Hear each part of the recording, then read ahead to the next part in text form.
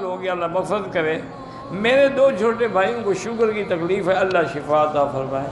بھائی گزارش یہ ہے کہ شوگر ایک ایسی موذی بیماری ہے، دعا کریں اللہ ہر مسلمان کو بچائے۔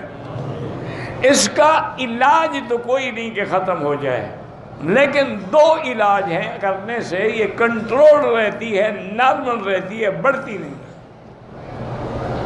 ایک علاج تو یہ ہے کہ خالص عرق گلاب اور اس سے عطشہ اگر مل جائے، مل جاتا ہے، کرشی دوا کھانے والوں کے بعد سے بھی مل جاتا ہے، اور میرے خیال میں ہمدرد والوں کا بھی ہوگا، تو بہرحال جہاں سے بھی ملے یا خود نکال لو، اور اچھی بات ہے۔ اس کے 2 چمچ کھانے والے بڑے صبح نہار منہ اور 2 چمچ سوتے ہوئے پی لیں تو اللہ کی رحمت سے شوگر کنٹرول ہو جاتی ہے۔